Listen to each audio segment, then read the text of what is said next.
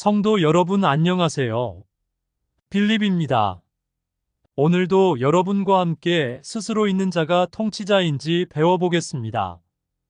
창심 6장 3단계 사람이 언약을 이룰 수 없음을 확인시켜 주심. 1절부터 6절 아브람의 아내 사레는 출산하지 못하였고 그에게 한 여종이 있으니 애굽 사람이요 이름은 하갈이라. 사레가 아브람에게 이르되 여호와께서 내 출산을 허락하지 아니하셨으니 원하건대 내 여종에게 들어가라 내가 혹 그로 말미암아 자녀를 얻을까 하노라 하매 아브람이 사레의 말을 들으니라. 아브람의 아내 사레가 그 여종 애굽 사람 하갈을 데려다가 그 남편 아브람에게 첩으로 준 때는 아브람이 가나안 땅에 거주한 지 10년 후였더라. 아브람이 하갈과 동침하였더니 하갈이 임신함에 그가 자기의 임신함을 알고 그의 여주인을 멸시한지라. 사레가 아브람에게 이르되 내가 받는 모욕은 당신이 받아야 옳도다. 내가 나의 여종을 당신의 품에 두었거늘 그가 자기의 임신함을 알고 나를 멸시하니 당신과 나 사이에 여호와께서 판단하시기를 원하노라. 아브람이 사레에게 이르되 당신의 여종은 당신의 수중에 있으니 당신의 눈에 좋을 대로 그에게 행하라 하매 사레가 하갈을 학대하였더니 하갈이 사레 앞에서 도망하였더라. 본문을 3단계라 한 이유는 사레에게서 난 자가 언약 자손인데 아브람이 하갈에게 임신을 시켰기 때문입니다. 아브람이 언약 자손이라도 3단계를 넘을 수 없으니 이와 같은 실수를 반복하는 것입니다. 이는 하나님께서 사람에게 3단계를 넘지 못하게 섭리하셔서 그렇습니다. 하나님은 사람에게 자비를 베푸실 계획을 하셨습니다. 택한 자녀가 3단계에 있다면 여호와께 자비를 베풀어 주시길 간구해야 합니다. 아담이 선악과를 먹었을 때도 사탄의 유혹으로 먹었지만 여호와께서 아담에게 자비를 베풀기 위하여 섭리하신 것입니다.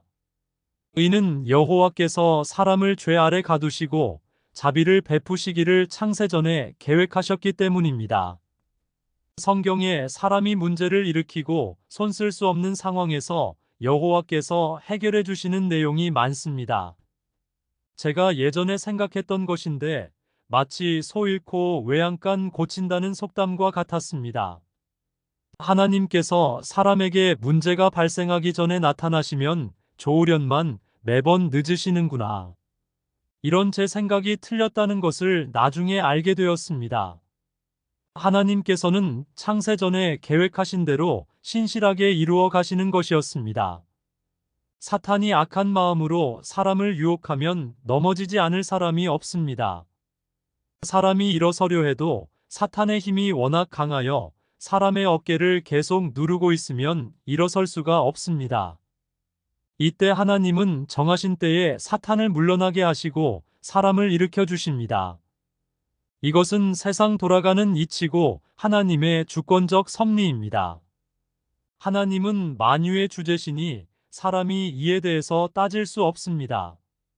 믿음이 없는 사람은 이런 하나님을 이해 못하고 하나님이 있으면 세상이 이렇게 악하지 않았을 것이라고 합니다.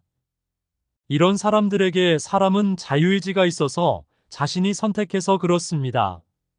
라고 그럴듯하게 둘러댄다 하여도 통하지 않습니다. 이런 사람은 하나님이 상대해야 하는 사람이라고 생각하면 됩니다. 4단계 사람에게 자비를 베푸심.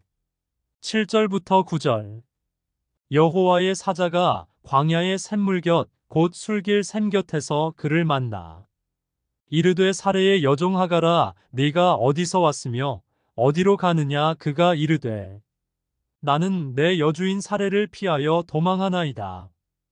여호와의 사자가 그에게 이르되 내 여주인에게로 돌아가서 그 수하에 복종하라. 본문을 4단계라고 한 이유는 하갈이 임신한 상태에서 사레에게 학대를 당해 도망했지만 갈 길을 알지 못하고 있었습니다. 하갈은 매우 어려운 상황에 처했는데 어떻게 결정해야 할지 몰랐습니다. 이런 상황에 처한 하갈에게 하나님은 사자를 통하여 여주인에게로 돌아가라고 지시를 하셨습니다. 이렇게 삶의 방향을 정해주시는 것도 자비를 베푸시는 것입니다. 하갈은 뱃속에 아이와 함께 죽을 수도 있는 상황에서 여주인에게로 돌아갈 용기를 주셨기 때문에 4단계에 해당합니다. 현재도 택한 자녀가 무엇을 해야 할지 모르고 멈춰 있을 때에 갈 길을 인도하십니다. 그 길이 순탄한 길이 아닐지라도 걱정 없는 것은 주께서 함께 하시기 때문입니다. 성도님도 어려운 상황에 처했다면 주께서 인도하실 것입니다. 2단계 사람에게 언약을 하심. 10절부터 16절. 여호와의 사자가 또 그에게 이르되 내가 내 씨를 크게 번성하여 그 수가 많아 셀 수 없게 하리라. 여호와의 사자가 또 그에게 이르되 내가 임신하였은즉 아들을 낳으리니 그 이름을 이스마엘이라 하라. 이는 여호와께서 내 고통을 들으셨음이니라.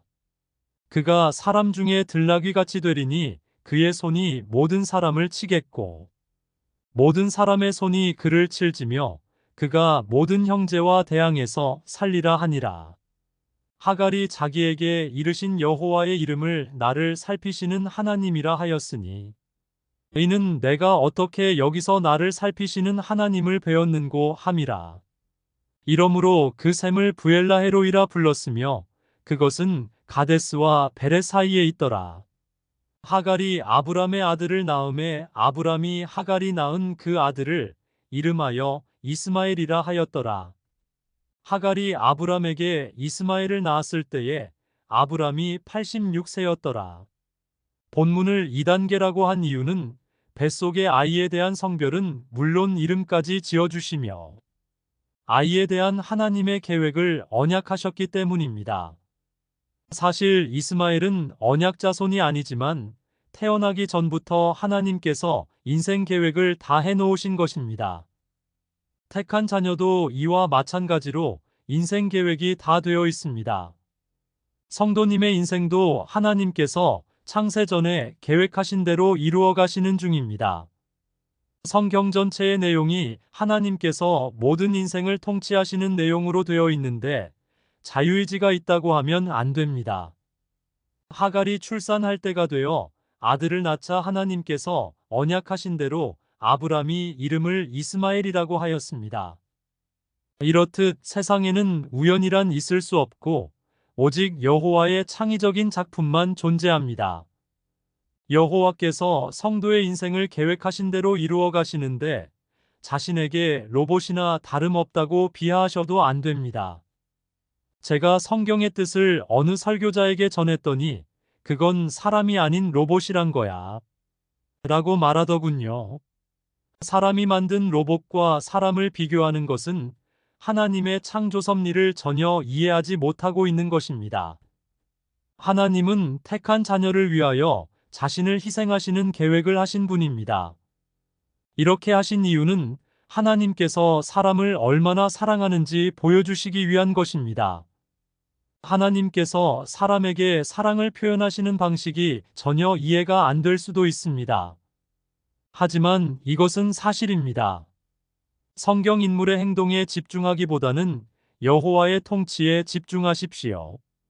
땅에서 사람은 잠시지만 여호와는 영원하십니다. 구독, 좋아요, 알림 설정은 저에게 큰 힘이 됩니다. 시청해 주셔서 감사합니다.